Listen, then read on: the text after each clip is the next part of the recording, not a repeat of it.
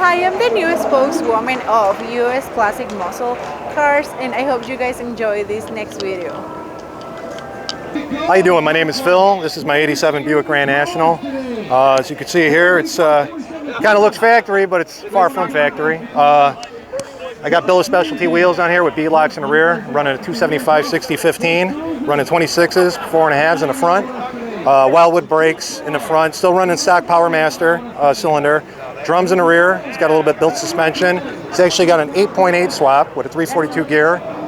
It's a 109 block, 20 over, 4's rotating assembly, billet main caps, 70mm throttle body. It's actually rubbing a Turbonetics 70mm turbo, currently running about 23 pounds of boost. Let me ask you right away, who specs all that out? Did you spec it out? So there's a guy that I know, a buddy of mine named Rick Lutz. He's big into the Buick Grand National community. He's actually the one that built the motor. The trans was done down in St. Louis. It's actually a 200 R4 with a 3200 converter.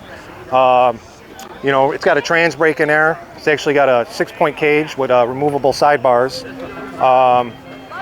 Trying to think what else we got. I'm running like 80-pound injectors in it right now. With a methanol Elke kit. The tires stick well? Yeah, they do. Yeah, not too bad. Not too bad. I mean, currently right now at 23 pounds, it's making in the upper 600 wheel horsepower range. You know, I could probably pump it up to about 30 pounds of boost. But, you know, there's really no need for that. Take a peek inside? Yes, you can. Don't mind my daughter in there. She's just hanging out.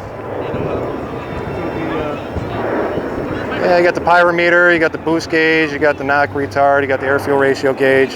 Still running a factory modified ECU with a turbo tweak chip.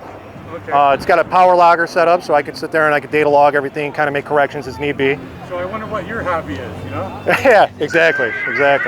So, but yeah, no, it's just a fun car. You know, it's you know, old school, but it still has, you know, a little new element to it. And and your paint is in great condition. This actually was repainted about 9 years ago. Was it? About 9 years ago. I mean, as you know, GM wasn't really known for the paint in the 80s. Right. You know, you still can find you know, some originals that the paint is not that bad, but there's a big recall in a lot of the Buicks back in the 80s. A lot of oxidation, and can we take a look at the engine? Yeah, you can.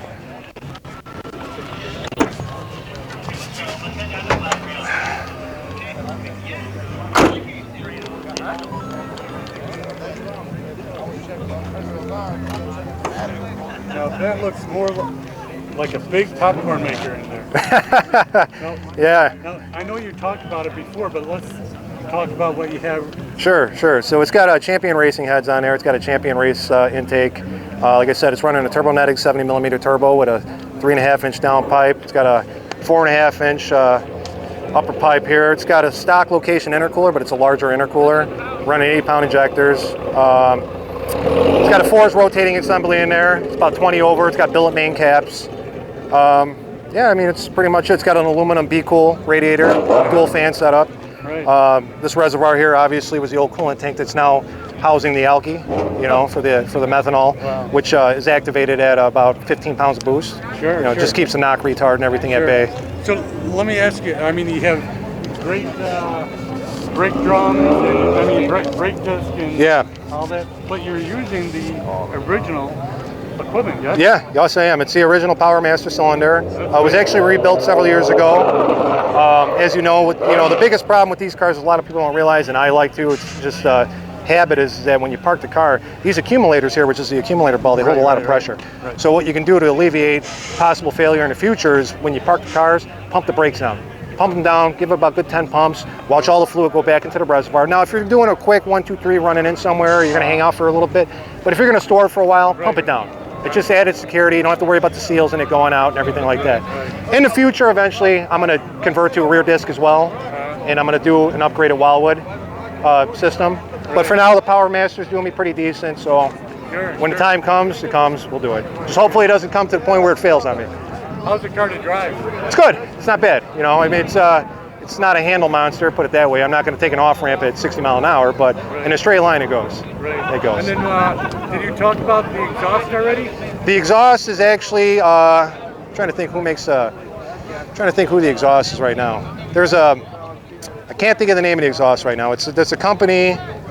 out. I think it was Cruise Performance. That is the exhaust. That had the exhaust. It's all stainless. 3 inch? 2.5. 2.5. 2.5 stainless. What I got a dump. I got a test pipe. Right. So I can open the test pipe, which is basically a dump. There you go. There you So. go. And then have you ever taken it to the track?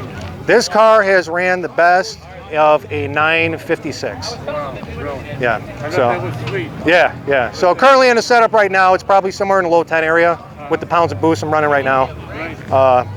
But yeah, no, she gets up and goes. And then those Mickeys, they just look like they're waiting for Yeah. to use. Yeah. It's they're pretty sticky. I got Moser axles in the rear. So like I said, it's an 8.8 swap. Factory 8.5 was dumped on it. Right. Taking that out. What's next for the car? Probably going to upgrade the ECU. Probably going to go with a turbo tweak. Actually, now they've come out with a new ECU that you can actually go through, and it just has a wide variety of parameters that you can monitor and change. So you can actually adjust the VE tables for every cylinder, and they got a system now where you can watch everything. You know what I mean? It makes it a little bit easier. It's a little more modern. Right. You know what I mean? What kind of recommendations do you have for GN owners to take care of them? Take care of them, and if like I said, if you're not too familiar with these cars, it might not want to be an entry car that you want to get into. Get your feet wet. A lot of guys want to buy one, but they know nothing about them. You're not going to bring it to old. A lot of the tuning and everything you're going to end up doing yourself, because a lot of the old guys that were the forefathers of the Buicks, they're all dying off now. Right. So you got to kind of start the new wave and try to take as much information as you can from a lot of the old school guys, and just have fun. Just have fun with it. Thanks for watching. You have a great day. Thank you for watching this video. I hope you subscribe and watch more videos. Thanks.